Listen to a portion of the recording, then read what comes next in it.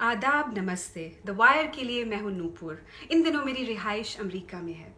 दोस्तों, एक सवाल जो अरसे से मेरे तमाम देसी दोस्त और रिश्तेदार मुझसे करते आ रहे हैं वो ये है कि ट्रंप आखिर जीते कैसे।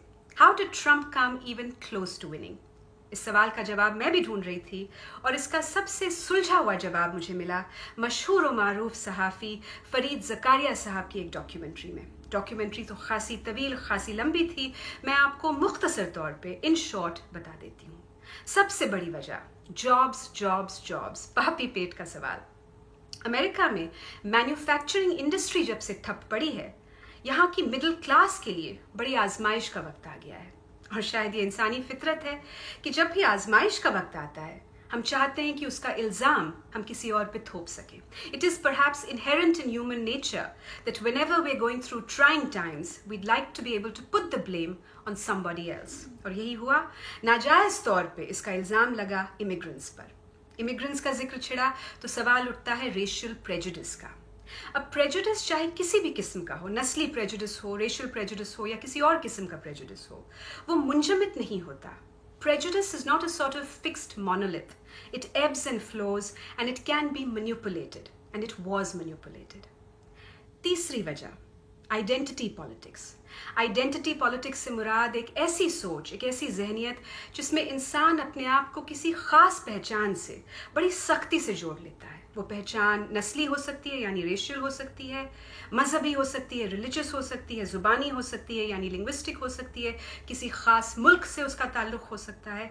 लेकिन it's a very rigid sort of identity, बड़ी सख्त पहचान जब इंसान अपनी बना लेता है कि मैं हिंदू हूँ, मैं मुसलमान हूँ, हिंदुस्तानी हूँ, पाकिस्तानी हूँ, अमेरिकन हूँ, ब्रिटिश हूँ और सिर्फ यही हूँ।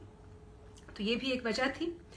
और चौथी वजह मेरे ख्याल से थी एंटी इंटेलेक्चुअलिज्म। एंटी इंटेलेक्चुअलिज्म यानी ऐसी फ़ज़ा, ऐसा माहौल जहाँ पे लोग इंटेलेक्चुअल से खार खाने लगें, इंटेलेक्चुअल से उन्हें एक किस्म की कोफ्त सी हो जाए। और मेरे ख्याल से हिलरी क्लिंटन साहिबा के साथ भी काफ़ी हद तक ये हुआ। इंतखाबात के दौरान मैं अमेरिका में ही थी और मैंने कई लोगों से बातें की उनकी ज़हनियत जानने के लिए, और कई लोगों ने मुझसे कहा कि हिलरी क्लिंटन साहिबा को आप देखें कि भाई बड़ी अपने आप को सियानी समझती हैं, इन्होंने आईवी लीग कॉलेज से तालीम हासिल की है, जब भी जलसे से खिताब करती हैं तो इतनी पेचीदा दलीलें देती हैं, कॉम्प्लेक्स पॉलिसी मैटर्स के बारे में बात करती हैं। तो हम नहीं चाहते कि हमें कोई बताए कि हमारे लिए क्या अच्छा है, हम जानते हैं हमारे लिए क्या अच्छा है, आप जाने दें। तो ऐसी एंटी इंटेलेक्चुअलिज्म की फ़ज़ा जो आज से नहीं ग़ालिबन सदर रोनाल्ड रेगन के ज़माने से अमेरिका में कायम की गई है, उसका नतीजा ये निकला कि ऐसे माहौल में जब ट्रंप जैसा कोई बंदा आता है जो कहता है I am going to make all your troubles go away, we are going to make America great again, we are going to bring back jobs, तो लोग झांसे में आ जाते हैं। क्योंकि ट्रंप साहब जो हैं उन पे कई इल्ज़ाम लगाए जा सकते हैं, उन पे इंटेलेक्चुअल होने का इल्ज़ाम तो दूर दूर से नहीं लगाया जा सकता। आपसे इजाज़त लेने से पहले मैं एक शेर अर्ज़ करना चाहूँगी। हबीब जालिब साहब का शेर है और लगता है किसी ज़माने में उन्होंने इसी किस्म के लीडर के लिए ये शेर लिखा था।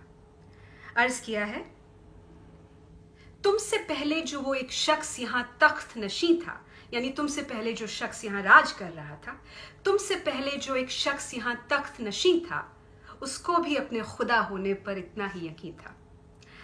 आपको हमारी ये पेशकश कैसी लगी?